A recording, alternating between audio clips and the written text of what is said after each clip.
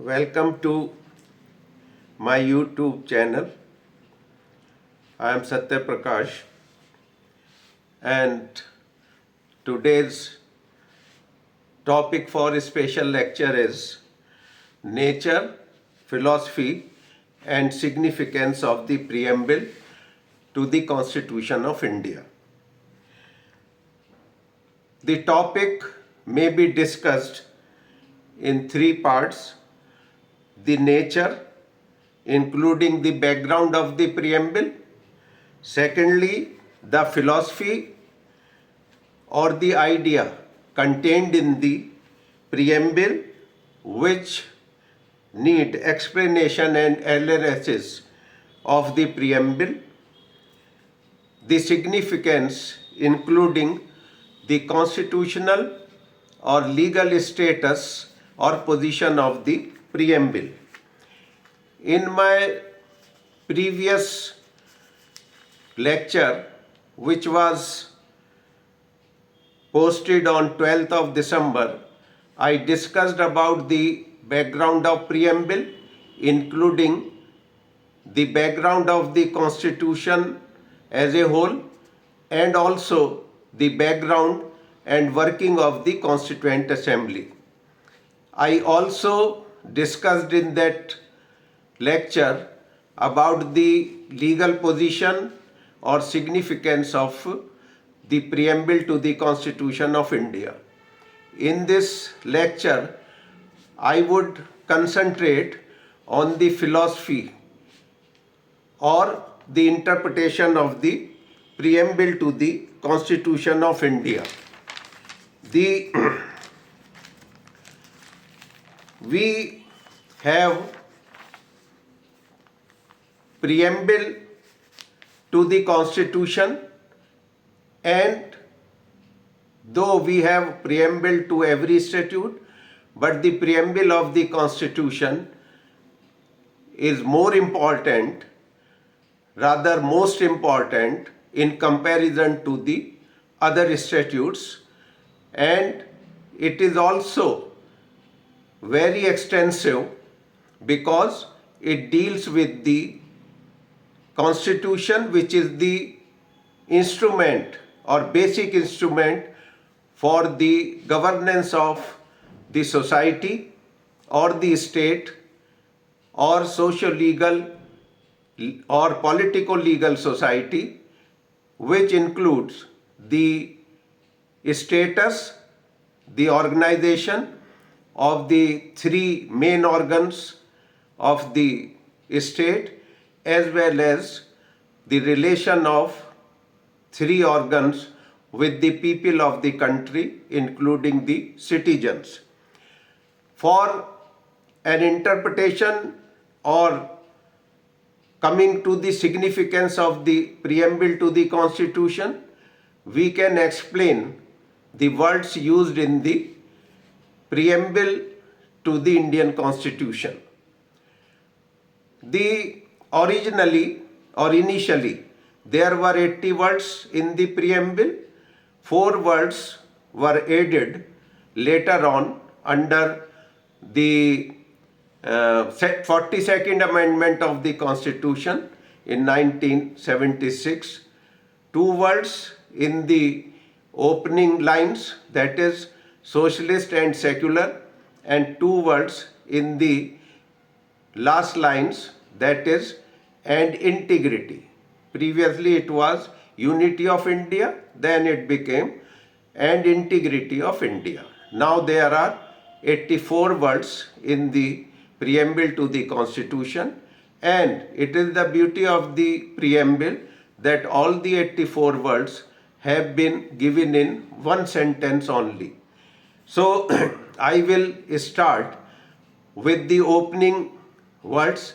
The other point of importance is that some words have been used in all capitals and some words have been used in first letter capital and then small, or we call it lower and upper and lower. The preamble starts with "We, the people of India." The first point is that the Constitution is related with the people of India.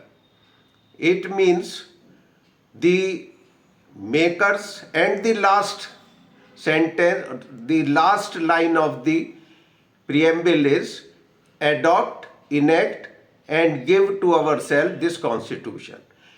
It means if we relate the first line and the last line, it means that the people of India adopt, enact, and give to themselves this Constitution. So the word is important, the people of India. The word was not, citizen was not used in the preamble. People word was used. It includes the citizen also.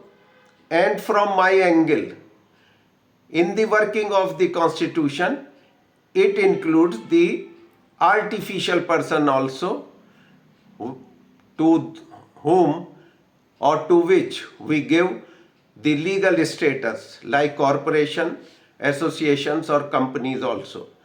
So my submission is that in future all the person, including artificial person, not only the individual, not only the human beings, but all the persons, including the artificial person, all are concerned with the Constitution of India.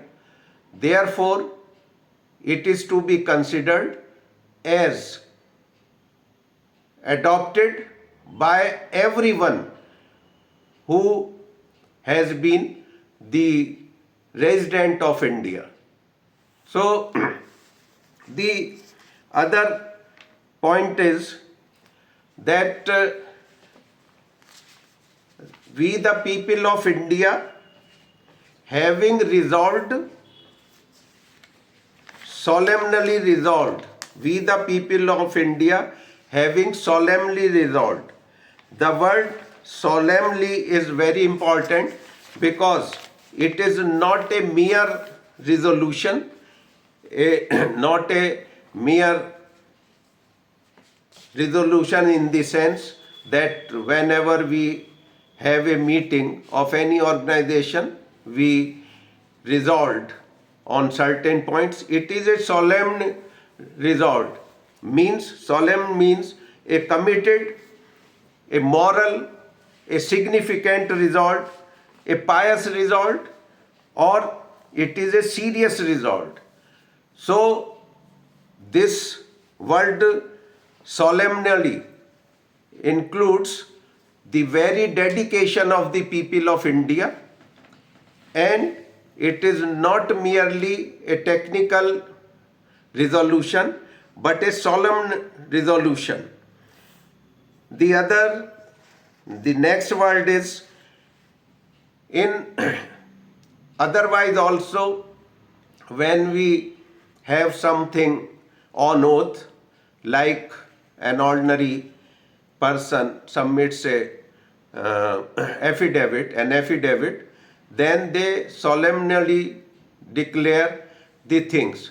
So it is in the sense of that commitment also, that it is very true that we the people of India solemnly resolved.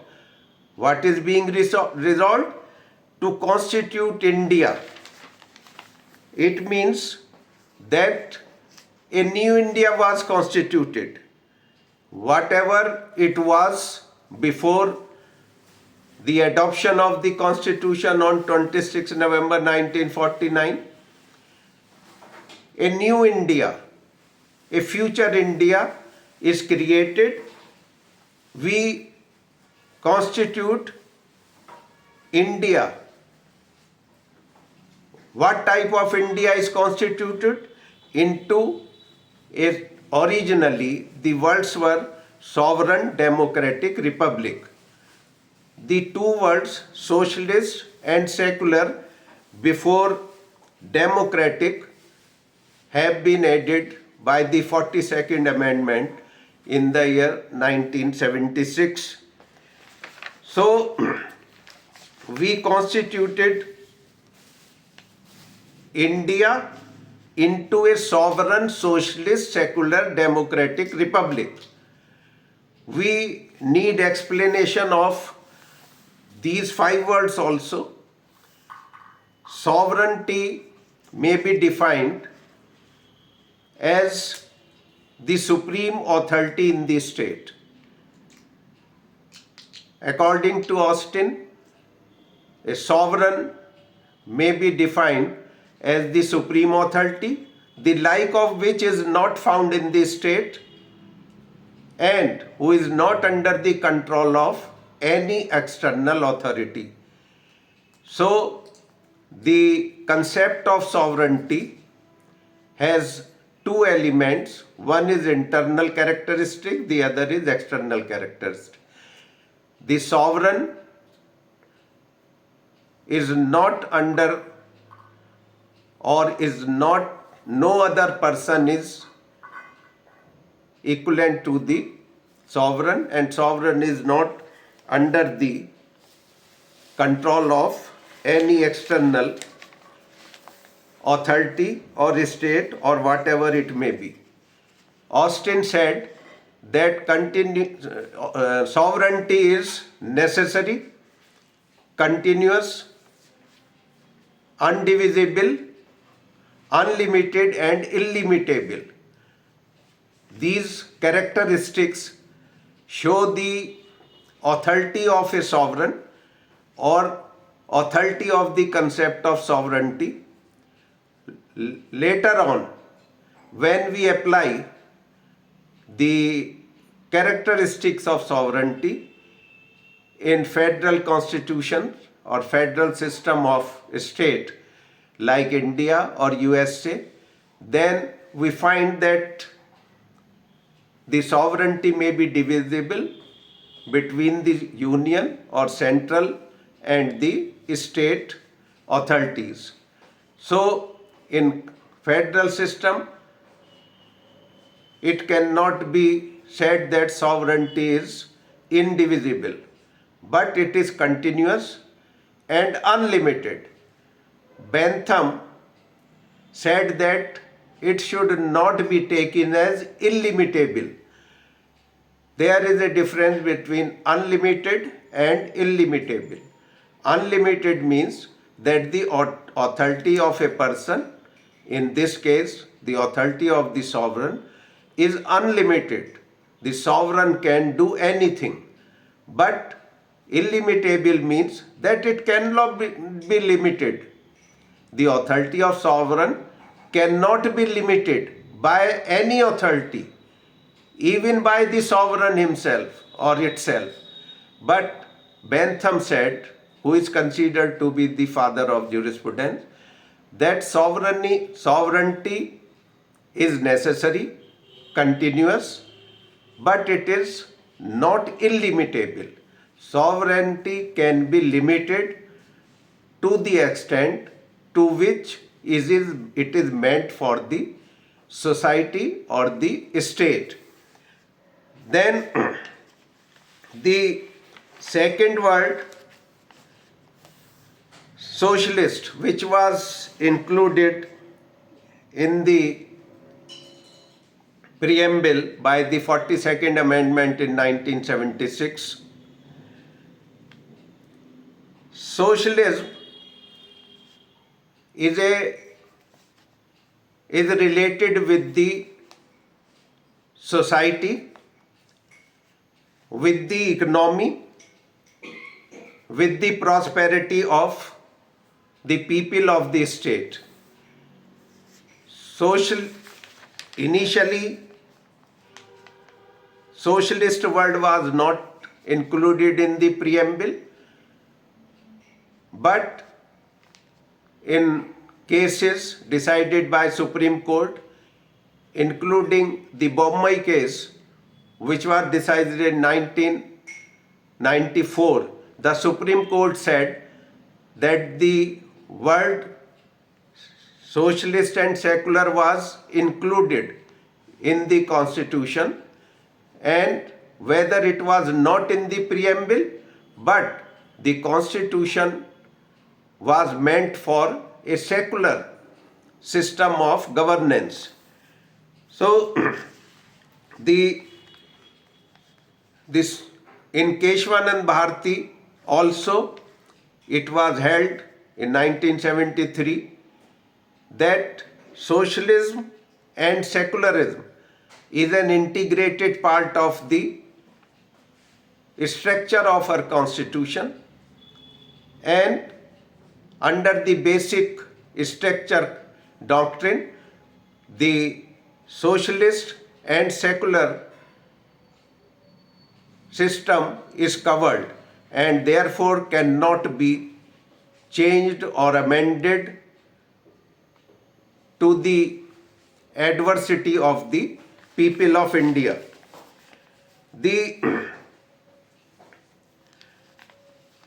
the third, the fourth doctrine is that of democratic.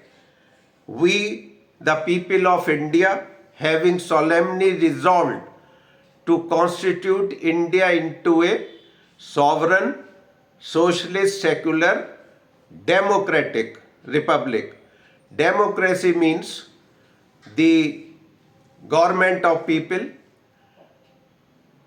Abraham Lincoln, the president of America in 1893, in an informal address, defined democracy as the government of the people, by the people, and for the people. From that angle, a government which is being made by the people, which is considering of the people and which works for the people, is described as the democratic government or democracy. One thing is important, that the word democratic is preceded by the socialist and secular. It means the democracy should also be socialistic and secular. There cannot be a democracy which does not believe in the socialism or secularism. Though the worlds have been aided in 1976, but the first government worked for the socialistic pattern of society as well as for the secularism.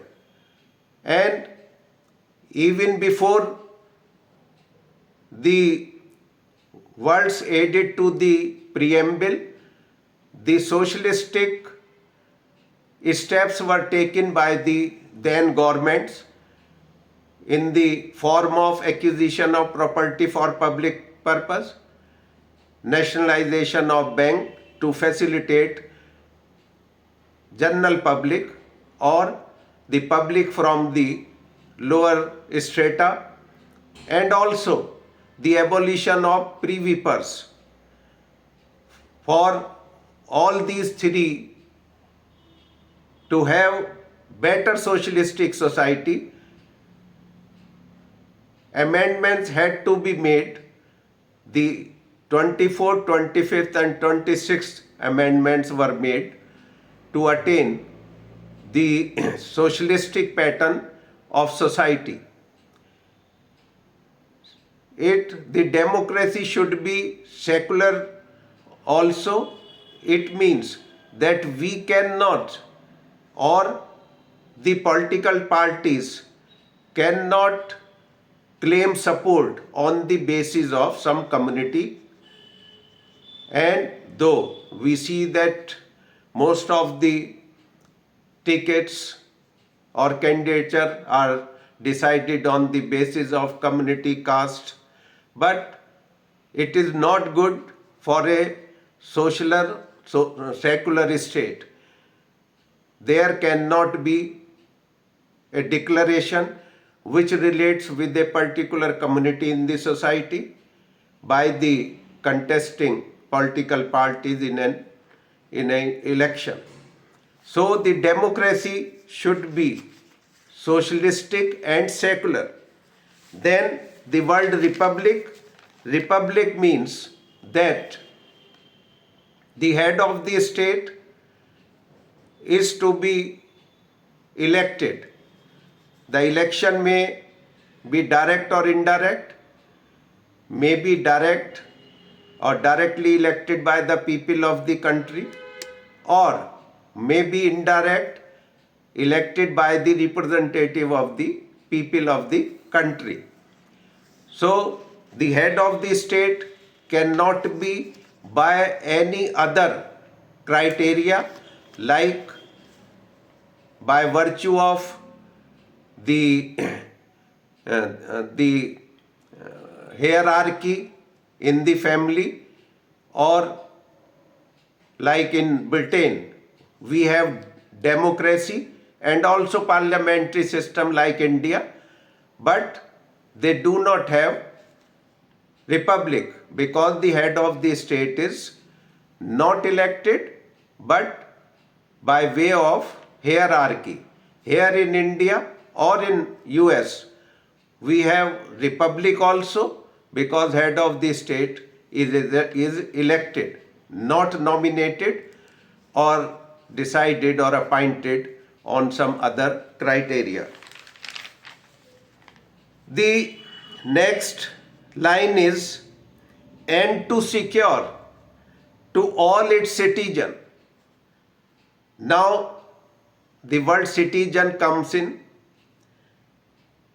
What is to be secured? Justice, social, economic and political, liberty of thought, expression, belief, faith and worship, equality of status and of opportunity. So it is necessary to explain what do we mean by justice, liberty and equality. In justice, the three type of justice have been given after justice: social, economic and political. They are in a serial of importance.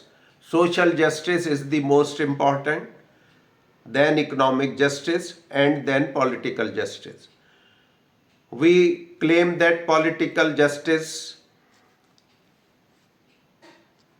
achieved or provided with the adult franchise or with the one vote for every citizen. The vote cannot be provided on the basis of any other criteria. The single criteria is that the person is a citizen of India. The economic justice is provided by the various provisions contained in the Constitution, including the reservation for special classes, scheduled caste, scheduled tribe, backward classes, and educationally and socially backward classes, and special provision for children and for employment, and the most important is social justice, which may ultimately be based on economic justice, economic parity or lack of disparity may be a factor for achievement of social justice. But social justice is more important than the economic and political justice, but cannot be attained without attaining the political and economic justice, because that may be a supportive factor for attainment of social justice. Then liberty of thought, expression, belief, faith, and worship. These five words are very important. First, we must have thought. First, we must have thought. Only after that, we must have expression of that thought, either in words, written or oral, or in gesture. So first, we must have thought, then expression, then belief in a particular thing, including the religious things, and then faith and worship. We cannot have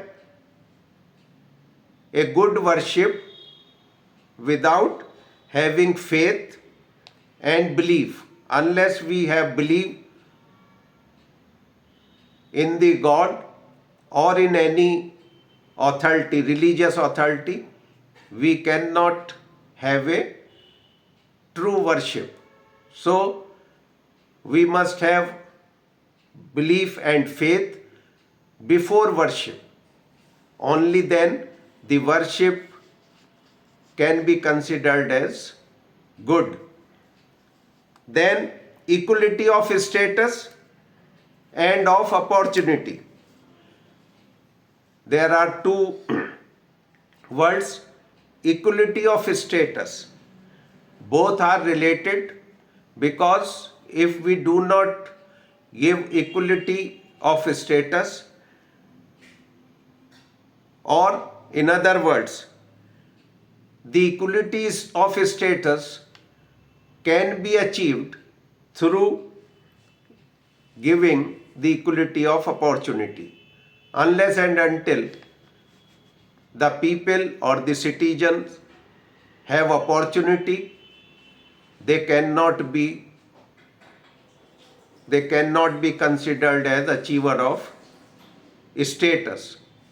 So it is a responsibility of the state to provide equality of status and opportunity, and for that matter the Article 14, 15, 16 have been given. And to attain equality of all, though Article 14 is related with the person, means all person, that is not restricted to the citizens. But here these three rights or status are provided to the citizens only. So, and for giving equal opportunity to make status of all the people equal, Article 15 and 16 are provided to provide a special right to people who are not equal to some other so-called higher people. So these provisions have been made to provide equality on the basis of equal opportunity. Then it says, and to promote among them all. What to be promoted? Fraternity, means brotherhood. means cooperative character, means coordination. Fraternity, what type of fraternity? Which assuring the dignity of individual and the unity and integrity of the nation.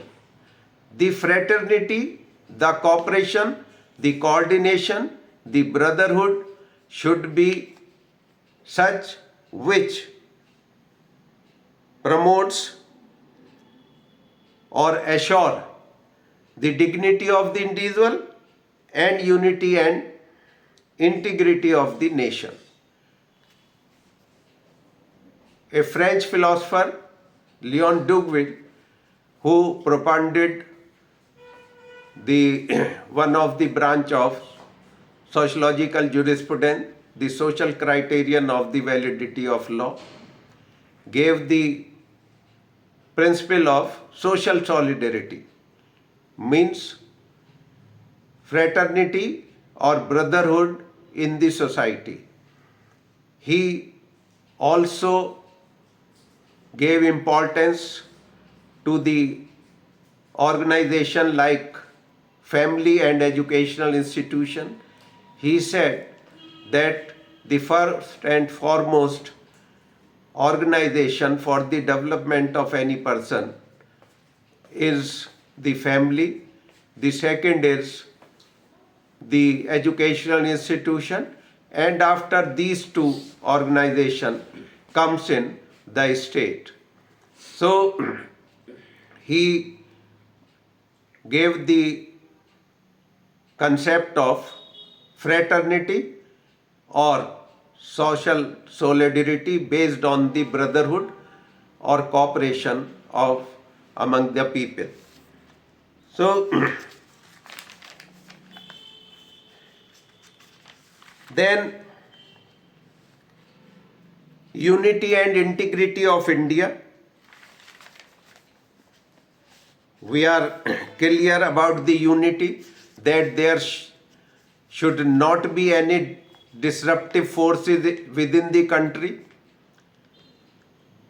and the word integrity was included in the 42nd Amendment in 1976 regarding the internal disturbances.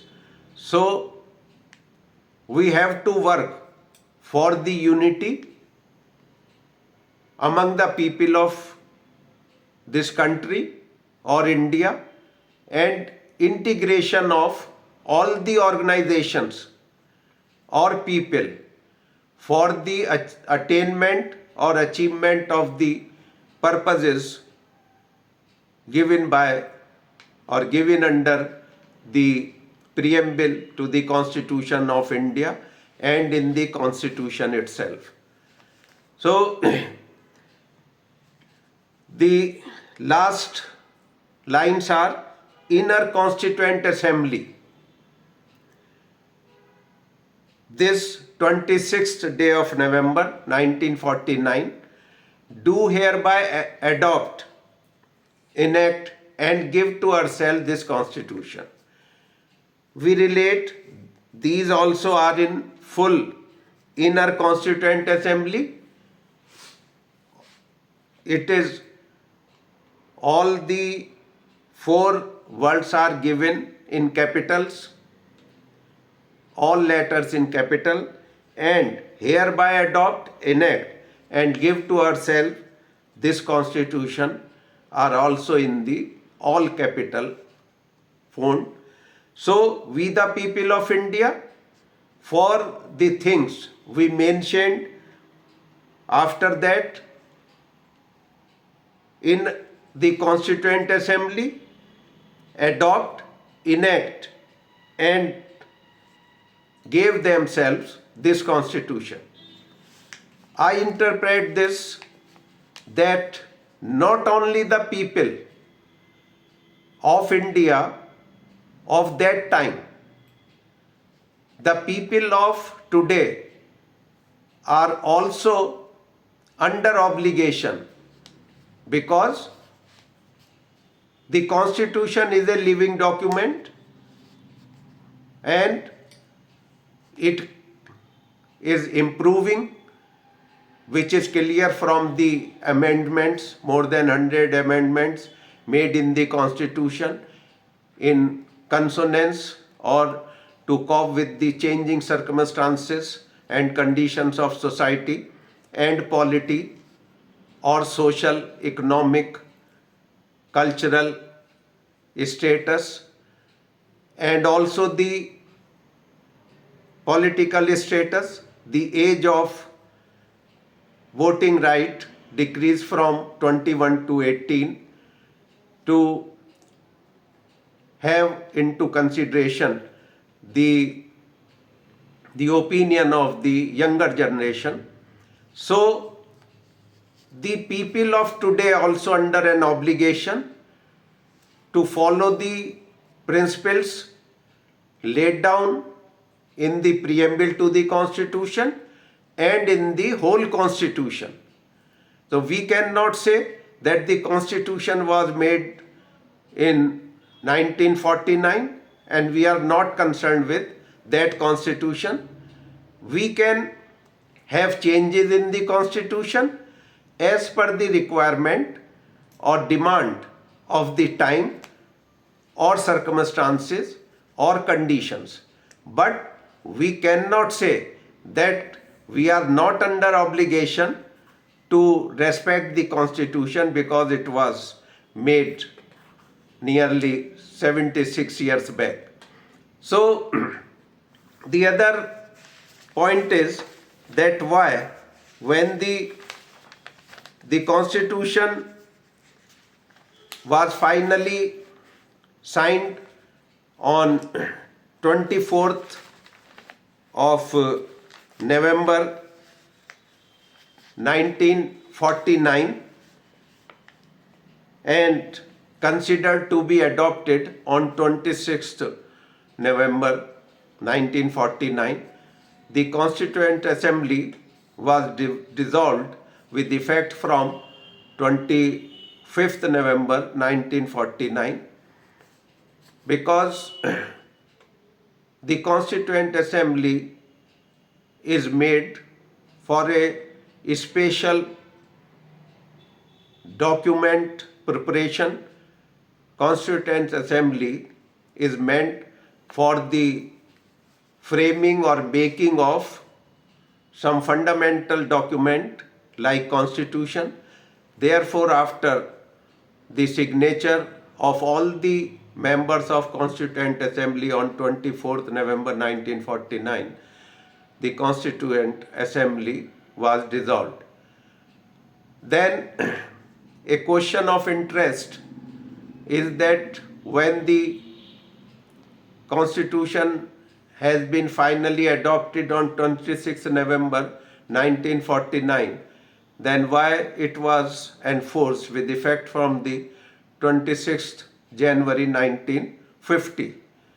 The background, the historical and sentimental basis for that is that the Indian National Congress, which was the prominent organization working for the freedom of India, in its annual session in 1929 in Lahore session on 31st December 1929 declared or adopted a resolution for complete independence of India, and it was decided in that session itself that the coming 26 January shall be celebrated as the complete or total Independence Day.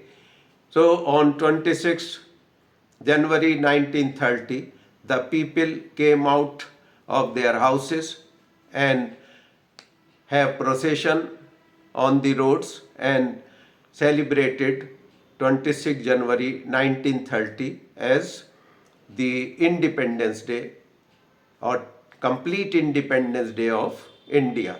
So the Constitution was enforced on 26 January 1950, having in view the sentiments and historical importance of 26th January.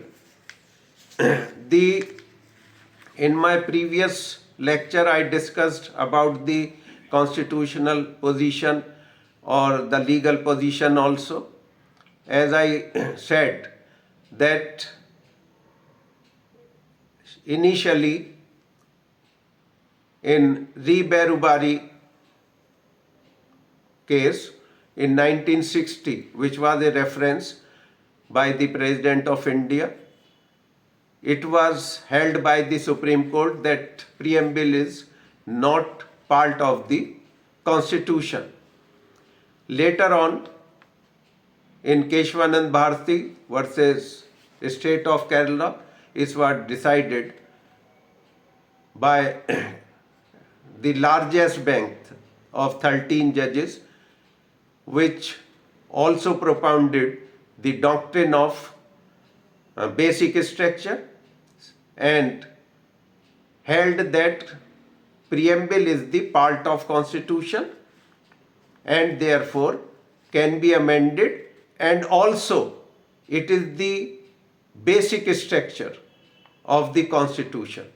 So it can be amended, but to the extent that it does not affect or destroy the basic structure of the Constitution.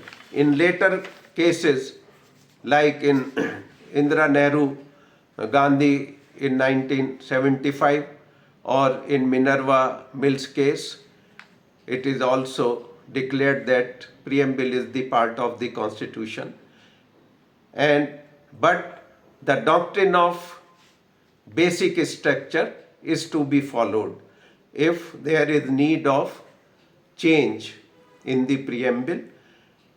In a very popular Bombay case in 1994, it was held by the Supreme Court that secularism was an integrated characteristic of the Constitution even before inclusion of the word secular in the Constitution in 1976 by the 42nd Amendment. One point is important here, that in Berubari case, it was not argued by the parties that whether preamble is part of the Constitution or not. It was not a point in issue, and there was no argument on this point.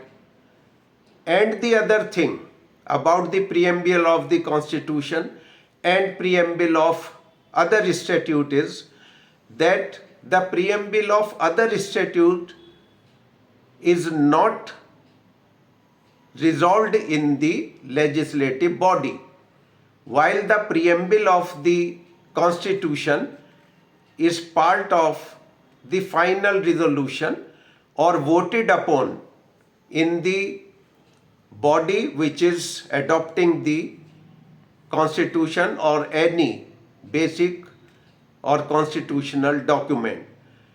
The one most important thing is that the preamble was introduced on 13th of December 1949. The Constituent Assembly started its working on 9th December 1949. On 11th December, Dr. Rajendra Prasad was elected as permanent president. Before that, the interim president was Shri Sachidanand Sinha, who was elected as interim president on 9th December itself. The present preamble was introduced on 13th of December by the then head of the interim government, Pandit Jawaharlal Nehru, and it was the last to be passed. The preamble was passed by the Constituent Assembly on 22nd November 1949. So, the preamble to the Constitution was the first to be introduced in the Constituent Assembly and was the last to be passed in the Constituent Assembly on 22nd November 1949. So, it is integral part of the Constitution. It was voted upon by the members of Constituent Assembly. Therefore, there is a difference between the preamble of normal or ordinary statutes and preamble of a constitutional document, including the Constitution of India. So, with these words, I end this lecture and wish all of you a wonderful academic future. Thank you very much.